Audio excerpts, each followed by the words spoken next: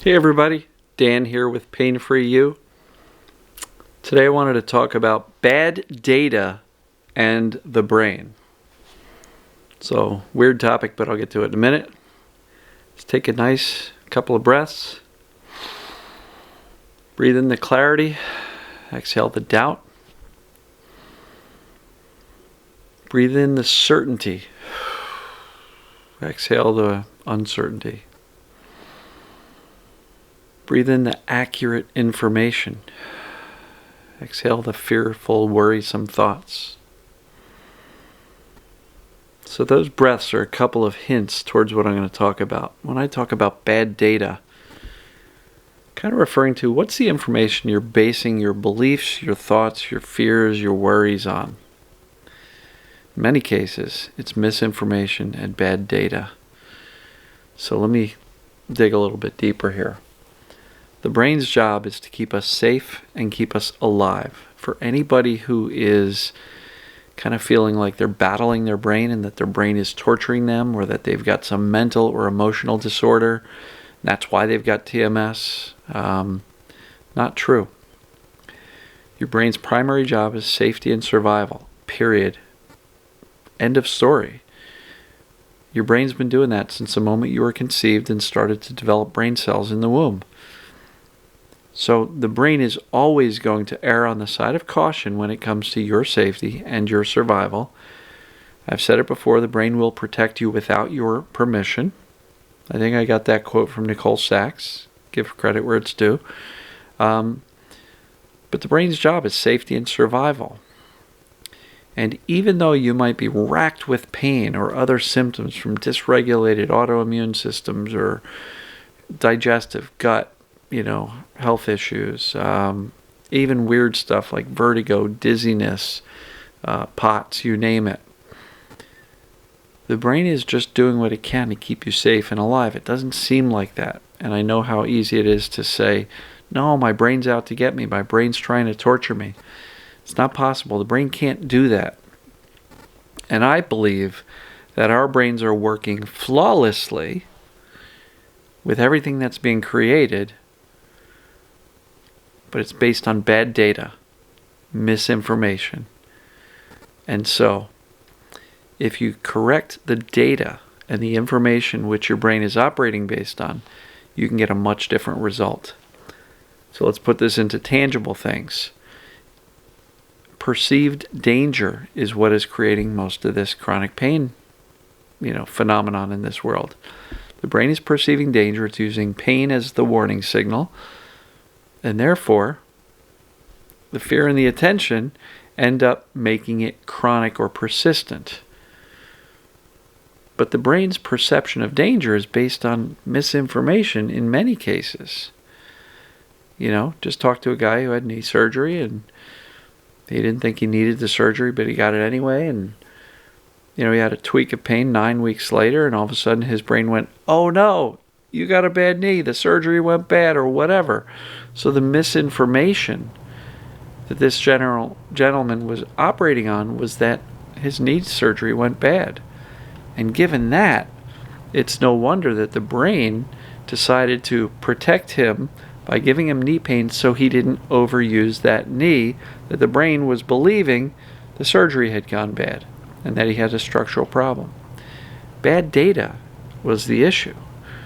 And in some cases, we get this bad data from reading, internet websites, Facebook groups, talking to doctors, going to practitioners, whether it be acupuncturists, physical therapists, massage therapists, doctors, pain management specialists.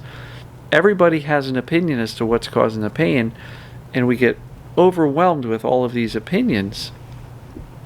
And all that data just gets kind of jumbled all together. And the brain starts to operate on fear, perceived danger, misinformation, nocebos, which are statements that, oh, you got a problem, you got to learn to live with it. There's no cure. That type of stuff is the data which your brain is interpreting to decide, do I turn on symptoms or pain? And if the brain perceives danger based on bad data, the brain's going to turn on the pain. and the symptoms to protect us. It doesn't mean your brain is malfunctioning. I don't think, your brain's been hijacked or taken over or being attacked. I don't think any of that's true. The brain is working flawlessly. It's just operating on bad data. So our job is to really get clear that TMS, this mind body, this perceived danger pain, is the reason for the pain. It's the only reason for the pain or symptoms. Nothing else is going on. The more clear you can get, the better. If you're not sure how to do that, go to yourpaintest.com. Yourpaintest.com. There's a pain quiz there.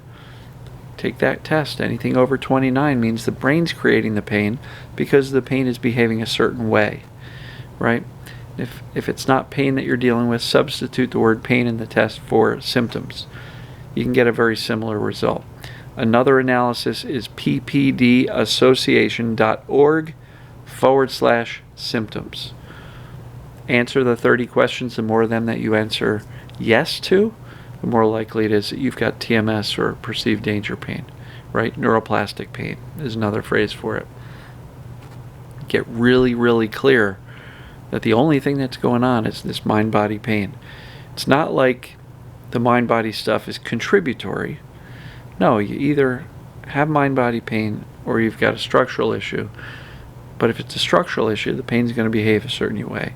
So take those tests, get really clear, get that data accurate. And it's your job to kind of remind yourself and reassure yourself over and over and over and over again of that correct data, so that your brain can make a different decision about whether or not pain is required to protect you. There's a whole series of things that I walk people through in the coaching, whether it be one-on-one or the group coaching, and the course that I've got as part of the group coaching program. So get clear on what's causing the pain, because that's the first data point. Without that, the brain's going to say, well, I think it's a structural problem. Can I, and I get a lot of people asking me, Dan, can I use this stuff if I have a problem with my body and this structural problem? Will it still work? Well, the TMS by definition, perceived danger pain by definition means your body's okay. So we got to change that data point to say, yes, it is okay. It's not structural in nature. I'm not sick. I'm not damaged. I'm not broken. When you get that data point right, it becomes much easier to dial down the fear, take away the attention from the symptoms so that you can focus more on living your life, having some fun. But bad data in the brain. Your brain's working flawlessly. It's your best friend. It's doing everything it can to keep you safe, but it's operating on misinformation and bad data. Change the data. The brain has no choice but to change the output, meaning the pain or the symptoms. So I hope this makes sense. If you need some help, look me up. Go to painforyou.com. The group program, there's a link at the top of the website. It says course, group coaching, something like that. Or go to danbuglio.com/coaching. There's some details on the coaching programs. Love to help you out. The group program is fantastic. Got a lot of people in there that really love it. Show up every week and spend a couple hours each week getting supported, encouraging each other, learning from everybody else and their questions. And so consider it. You don't have to join. I'm going to keep on doing these free emails anyway, which essentially is free coaching. And I've probably put together close to, in the past 2 3/4 years, probably 120, 130 hours worth of free coaching and videos out there. If you're not a subscriber on YouTube yet, go to YouTube, search for Pain Free You channel, hit that big red subscribe button, and join the channel. I'm almost at 10,000 subscribers. Just have about 200 and some odd more subscribers to go. So help me get to 10,000 in January. So, love you guys and gals. Bad data. Let's fix the data. That's what I'm trying to do every day with these videos. Fix the data so that your brain can make a better decision and turn off the pain or the symptoms. Love you guys and gals, and I will see you tomorrow.